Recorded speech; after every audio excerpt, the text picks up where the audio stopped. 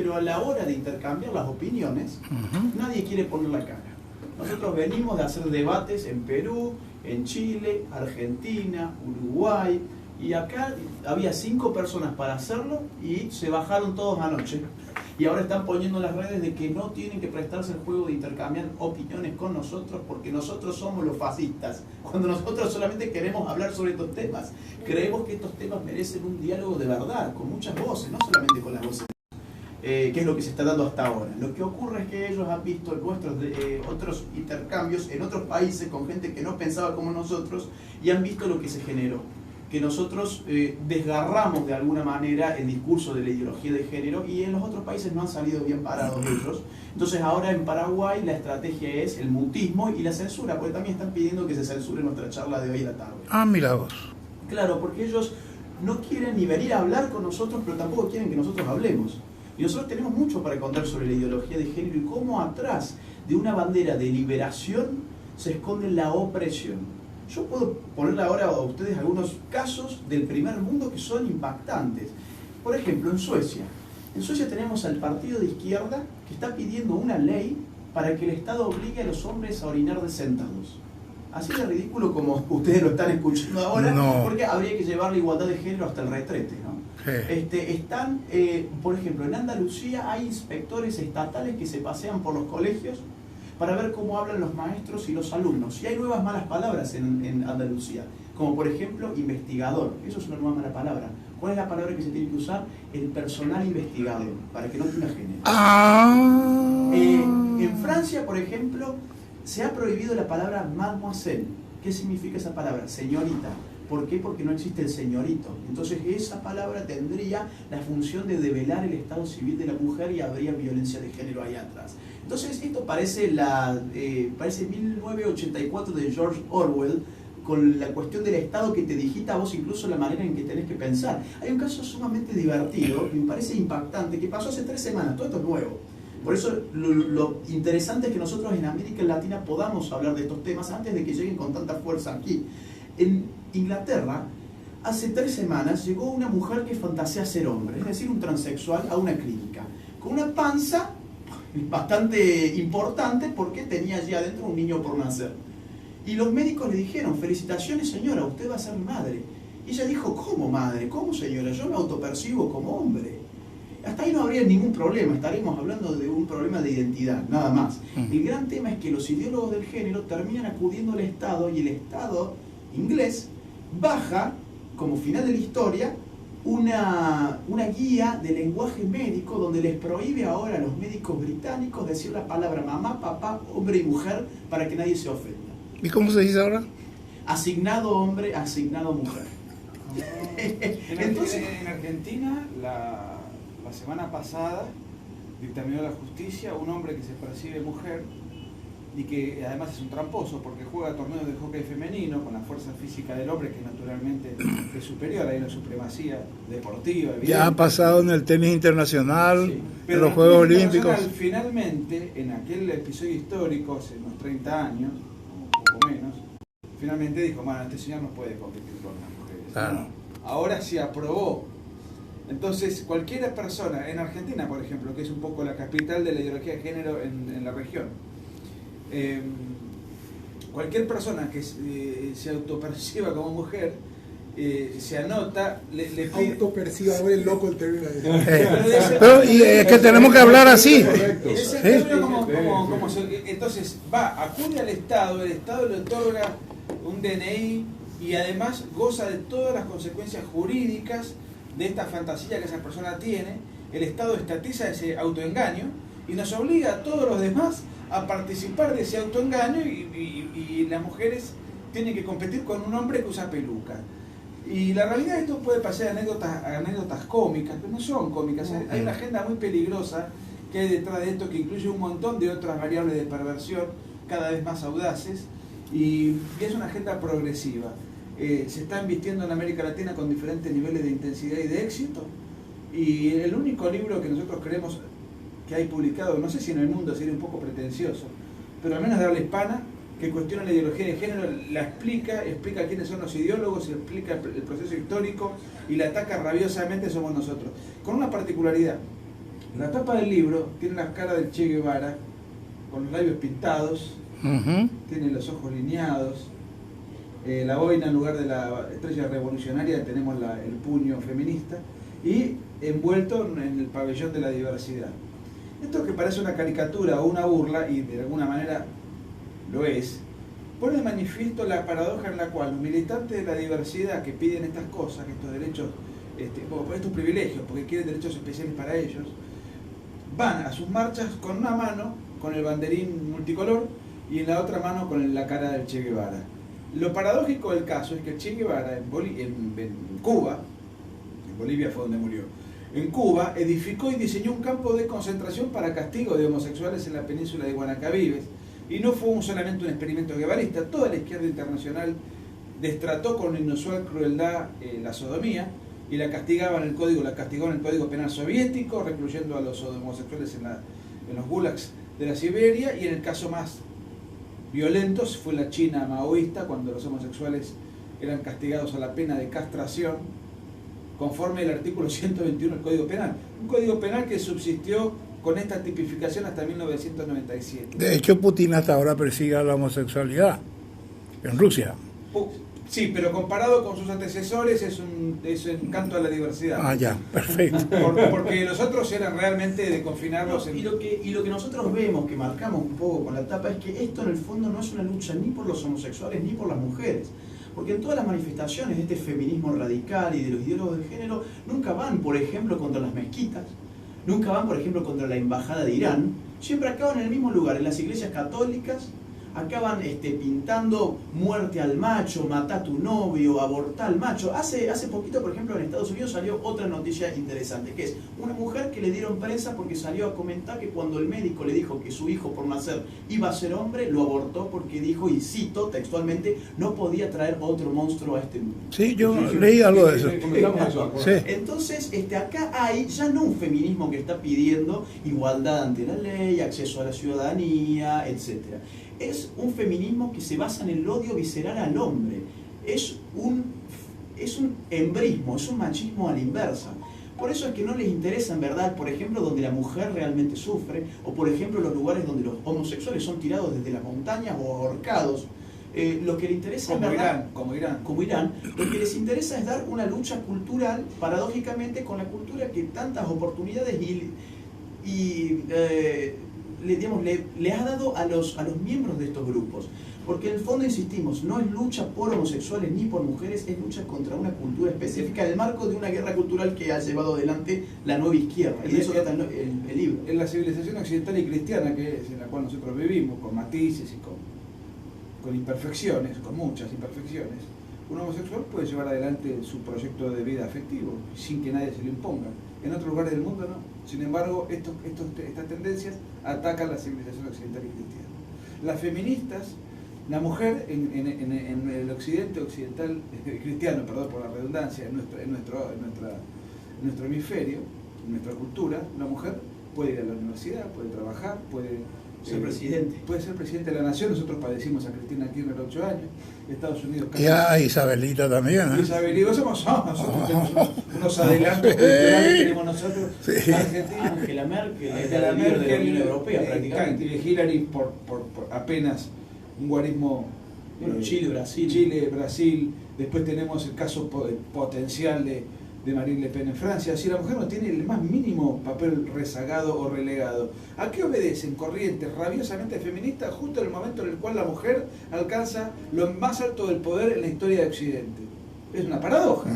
Ahora que la mujer puede ser presidenta, empresaria, jueza, ministro, aparecen marchas rabiosas y violentas pidiendo derechos cuando la consagración de sus derechos se ve ahora consagrado como nunca antes.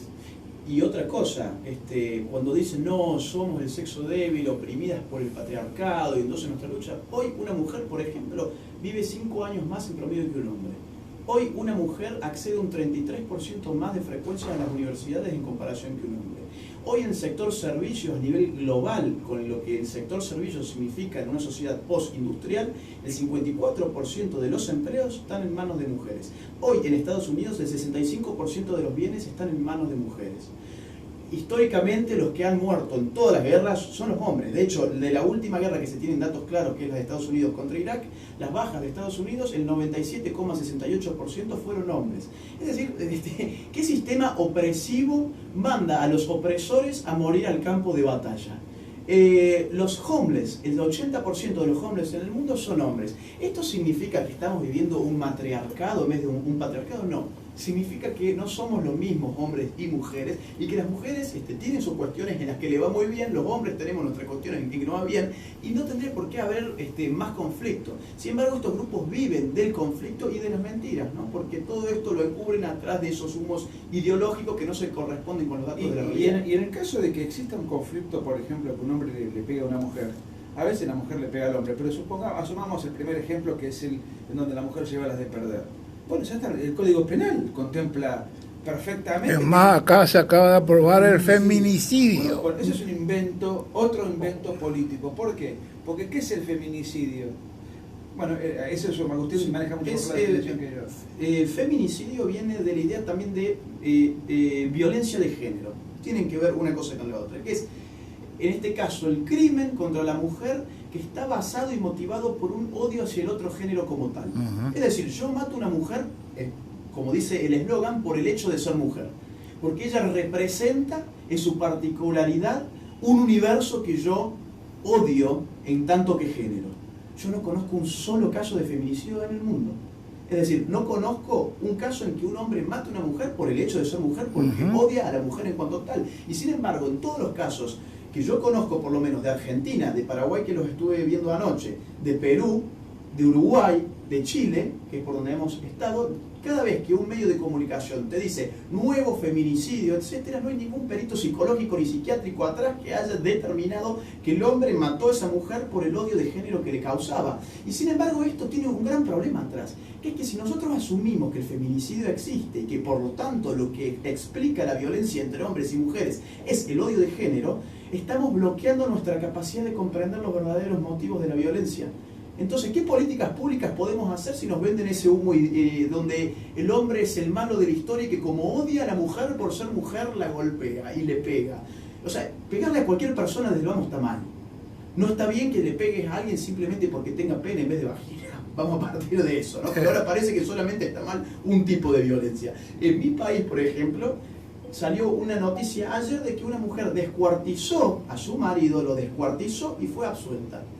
Si hubiera pasado al revés, ya tendríamos las movilizaciones políticas, ni una menos, las leyes, todos los políticos hablando por radios, por televisión, por diarios. Estamos viviendo una guerra de sexos que no existe. Además, paradojalmente, en estas marchas donde ni una menos, las marchas de feministas, de todos estos ambientes de la diversidad, se movilizan, por ejemplo, ante un episodio de violencia, para solidarizarse con la víctima. ¿Por qué se solidarizan con la víctima? Bueno, entre otras cosas porque la víctima es el más débil de la riña. Si un hombre le pega a la mujer tiene una fuerza física inferior, por ende hay que solidarizarse. Sin embargo, en todas estas marchas, en todas, sin excepción, los carteles, las consignas, las proclamas, las banderas, piden aborto libre y gratuito. O sea, se va a buscar una solidaridad con la mujer agredida por ser más débil que el hombre y se solicita el genocidio infantil para con el más débil de todos, que es la persona por nacer, que no puede defenderse ni siquiera llorando. O sea, hay un propósito escondido detrás de todas y cada una de estas pretensiones de género, que es un embuste ideológico y que detrás de todos estos ambientes, además, si prestamos atención, en todas estas movilizaciones están los partidos de izquierda. Y yo pregunto, ¿qué hace la izquierda agitando esto? Bueno, es la pregunta que estaba por hacer. ¿Qué ganan con eso?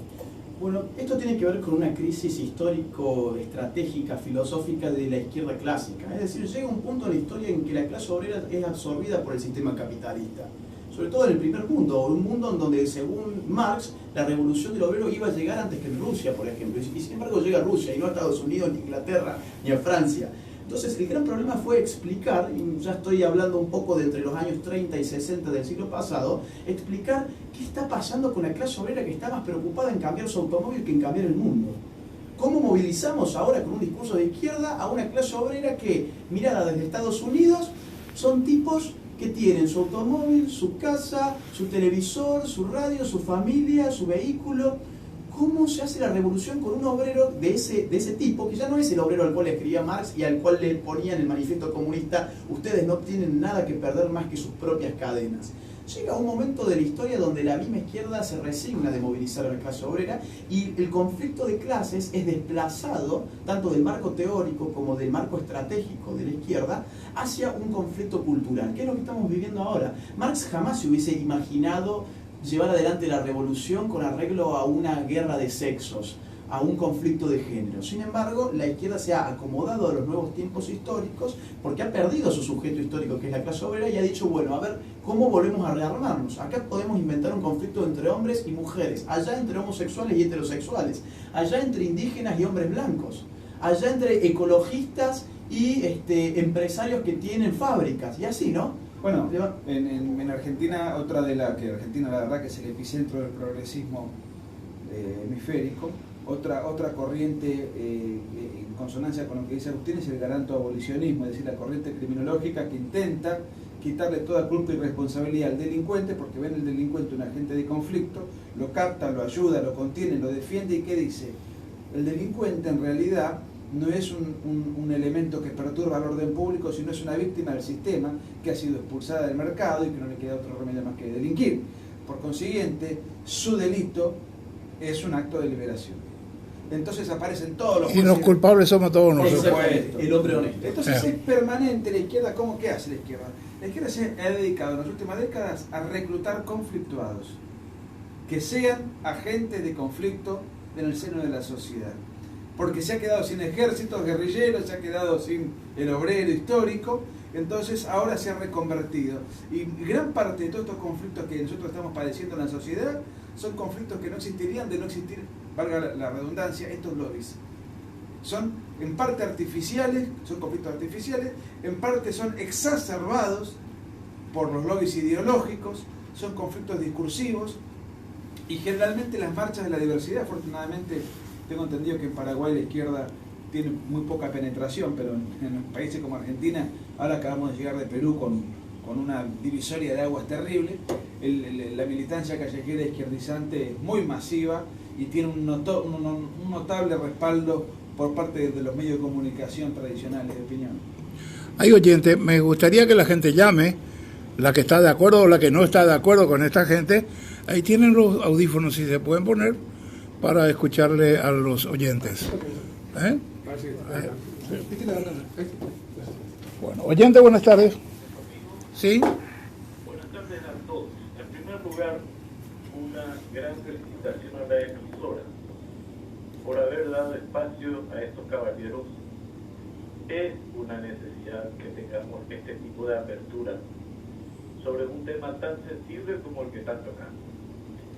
Yo estoy viendo, yo estoy cerca más de los 80 que de los 70, les aclaro. Soy heterosexual, estoy casado, tengo hijas, por ende tengo esposa también, para ubicar la cuestión, ¿verdad? Así que no es una falta de respeto porque yo sea machista y no estoy viendo que las mujeres, yo no sé si equivocadas o si están dirigidas ideológicamente o a qué se debe este movimiento que estoy notando desde hace años en nuestro país. Yo acababa de volver después de 30 años de estar afuera, después de la revolución del 89, y asistí en una reunión de la cooperativa universitaria y se tocaba el tema de los sexos justamente en el tema de la crianza de los chicos. Y ya se pretendía por entonces, miren cuántos años hace, que los chicos y los varones y las niñas jugaran con los mismos juguetes para comenzar el tema. Y después seguía una serie de cuestiones, así que en el país esta tendencia, ahora me entero que es de izquierda, nunca se me había ocurrido, pero sí lo veía como una cosa preocupante para nuestro país. Y entonces quiero nomás manifestar ese contento de escuchar que yo no estoy en solitario, había sido en el mundo, porque este es un avance que se da fuertemente Y lamento tener que decirlo que en esta misma emisora hay defensores de esa postura feminista a ultranza, que están queriendo convertirnos a los varones en eunucos sociales. Yo no veo que esto sea una cuestión de que tengamos que desentendernos de ello de una manera muy alegre. Al contrario, nuestro Parlamento, senadores y diputados, tendrían que atender un poco este tipo de programas también, o sus consecuencias, digamos, o su difusión, por decirlo de buena manera, para que no caiga en la tendencia pacifista de usar estas cuestiones que traen las feministas de una manera tan violenta a nuestra sociedad. Quería expresar esa satisfacción de no estar solo en el mundo contra esta situación y de la invitación que han hecho a la emisora. Muchas gracias. Gracias por llamar, le van a contestar. Bueno, muchas gracias. Yo acá anoté algunas cuestiones que me llamaron la atención. El señor que llamó dijo, no sé qué está pasando con las mujeres, ¿no? Es interesante porque eso es parte de las falacias que las feministas han montado, que las mujeres son necesariamente feministas o no son. No, el parlante. El parlante baja un poquitito. En Argentina, por ejemplo, está esta cuestión de que el Día de la Mujer, el día 8 de marzo que acaba de pasar, la idea era que si no hacías un paro nacional de las mujeres contra los hombres, entonces no eras mujer. De hecho, uno podía ver las pancartas de esa marcha que decían, las mujeres estamos en contra de Macri.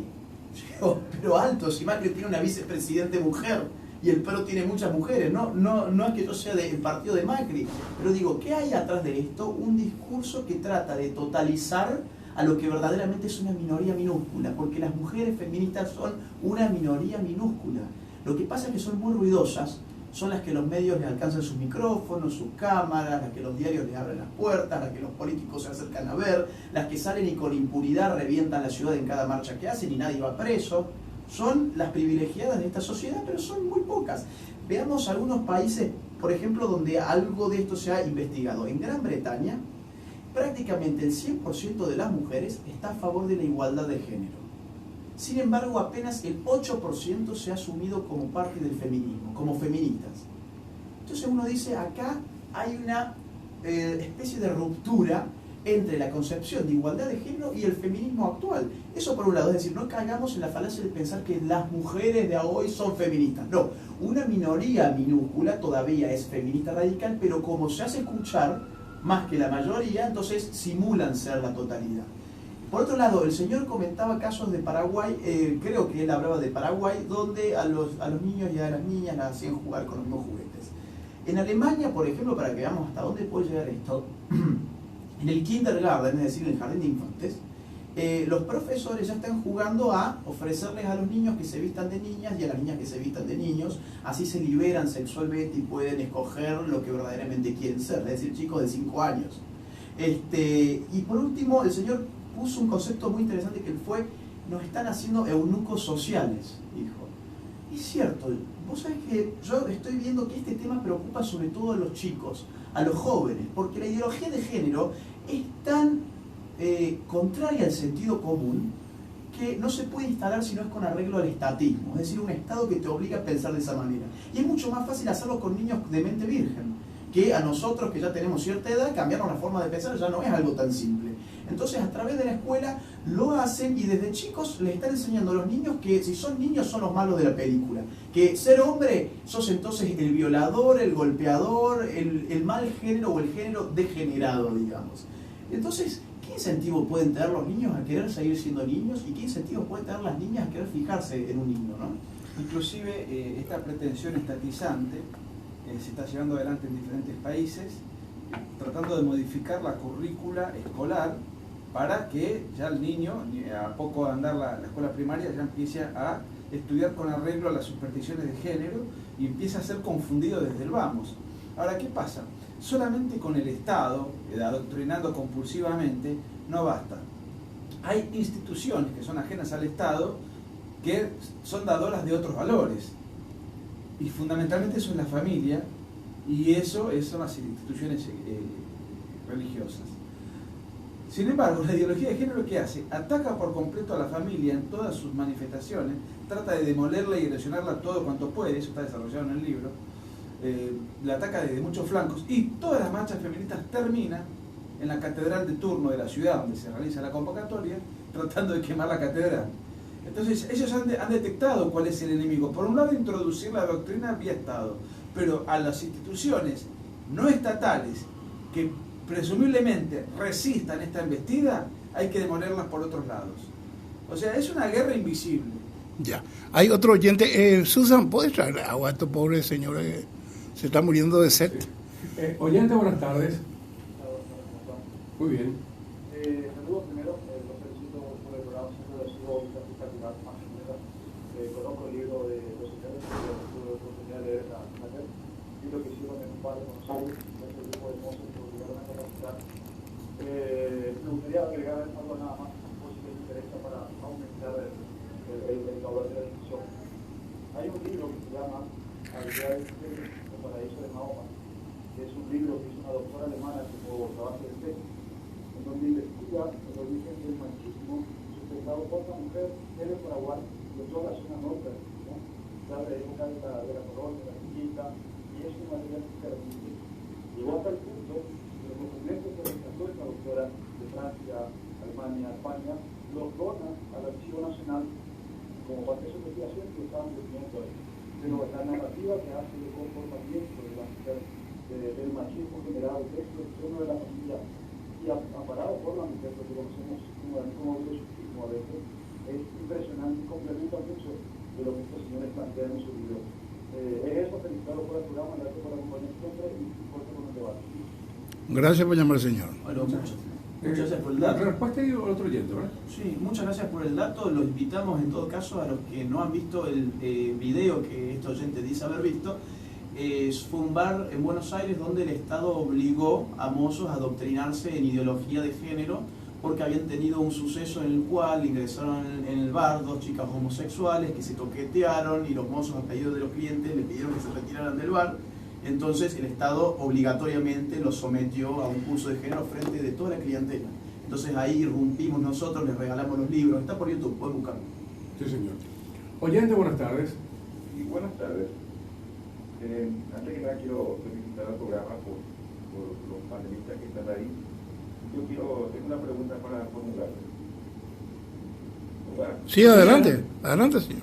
En nuestro país, todo lo relacionado a la ideología de género, especialmente lo que se denomina perspectiva de género, ya está incluida en nuestra, por ejemplo, en el Ministerio de Educación, ya está en las mallas curriculares.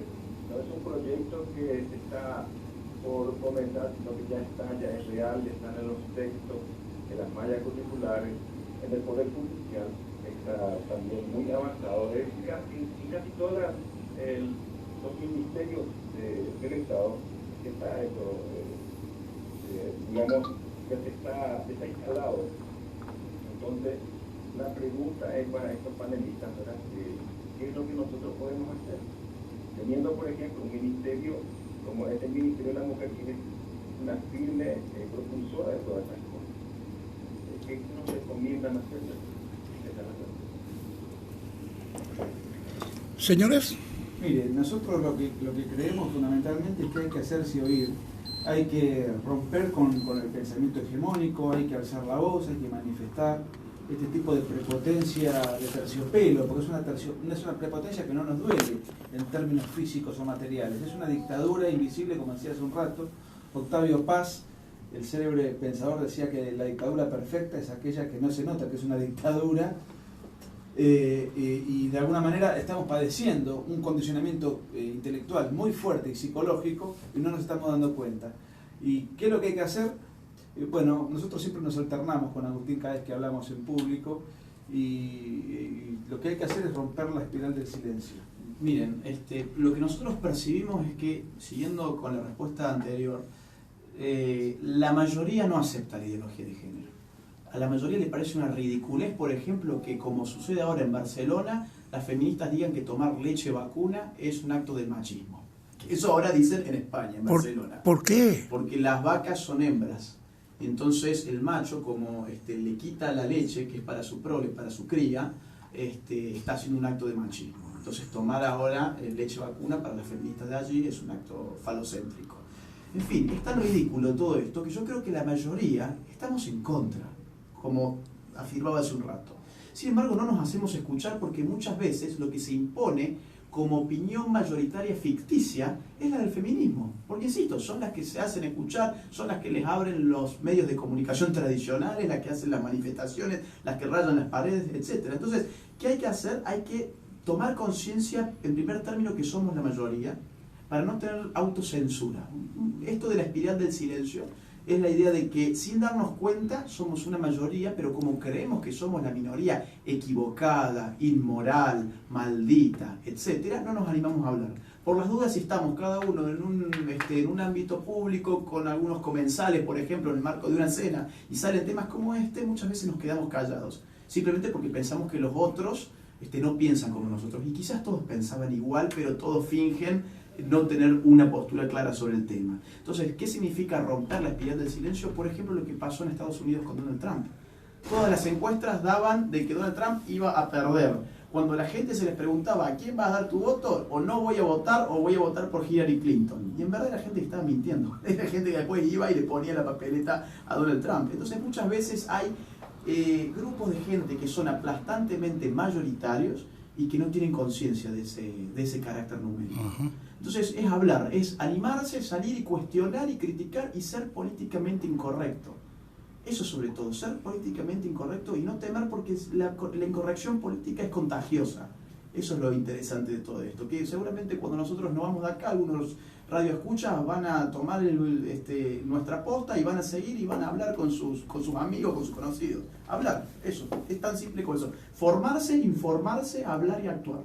E ir a la raíz del asunto, porque detrás de todas las categorías ideológicas y estas supersticiones complicadas, los autores que están detrás de todo esto, Foucault, Antonio Gramsci, la Escuela de Frankfurt, todo el enredo intelectual que hay está en la naturaleza humana y contra eso no se puede. Yo puedo hacer un cónclave de pensadores que me digan que la ley de gravedad no existe, pero si me tiro por la ventana de la radio me voy a estrellar contra el piso y le vaya a pasar bastante mal en el mejor de los casos, en el peor salgo muerto. Y de alguna manera la ideología de género es una perversión ideológica que se estrella contra la naturaleza humana. Por eso hay que ir en cada discusión que se plantee a la esencia de lo que se está discutiendo.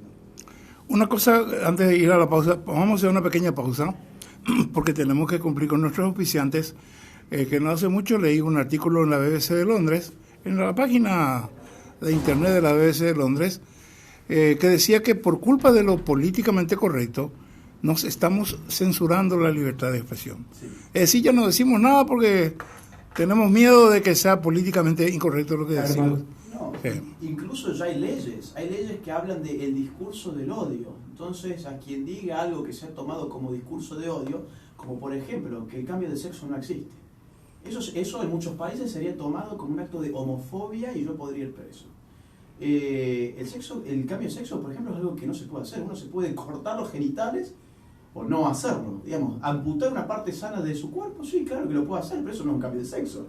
Un cambio de sexo tendremos que modificar la estructura ósea y cromosómica y sin embargo todos hablan de cambio de sexo y si alguien levanta la voz y dice, oigan, un segundo, eso es un hombre que se cortó los genitales, que se dejó el pelo largo y que se maquilló un poco, bueno, eso es un crimen de odio, ¿no? Entonces, chau, preso. Entonces, muchas veces los políticamente correctos se hacen ley también. La Nata tuvo un problema con Florencia Lavey. Exacto, claro. Porque dijo, si es un tipo, que mejor, no una señora, ¿no? Exactamente. Y en realidad fue en un reportaje que textualmente sucedió esto.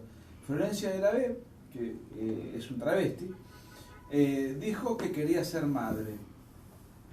Entonces, que iba a donar un esperma, para que eso sea procesado, porque él vive con otro hombre, obviamente no pueden tener un hijo. Necesita de toda una ingeniería para tal cosa, muy bien. Entonces la Nata le dijo, bueno, en todo caso no serás madre, serás padre. Eso fue tal cual, digamos, o sea, por eso siempre digo, hay que ir a la raíz del asunto, a la naturaleza, y dejarnos de todas las cortinas ideológicas que nos quieren vender estos prepotentes ideólogos del neocomunismo. Y entonces, ¿qué generó eso? problemas en su trabajo, solidaridad de todo el mundo con el travesti, los periodistas repudiaron a la nata, el INADI, que es una suerte de policía del pensamiento que en esa época tenía, estatal, en esa época tenía el kirchnerismo, lo utilizaba para persecución ideológica, cayó sobre la nata, lo citaron judicialmente a declarar, solamente por decir aquello que es obvio, tan obvio como decir que yo últimamente estoy tomando un vaso con agua, digamos. Entonces, no sé, yo no sé si acá en Paraguay está tan avanzado este asunto, es cuestión de tiempo. Nosotros de alguna manera venimos llevando adelante una peregrinación por gran parte del continente intensísima. En algunos lugares están preocupadísimos, en otros no tanto, pero es una agenda progresiva que va tratando de penetrar en todo el hemisferio. Y además no es una agenda local, es una agenda importada, ¿no? Creo que Argentina es el país más avanzado de la región y bueno, de alguna manera es una dictadura que ya está instalada. Nosotros tenemos que hacer muchos malabarismos para saber qué decimos, cómo lo decimos, qué palabras usamos, qué palabras no usamos. Tuvimos que corregir el libro 30 veces antes de publicarlo, a pesar de que es muy osado, pero es una realidad. Vamos a hacer una pequeña pausa y después seguimos conversando. Gracias.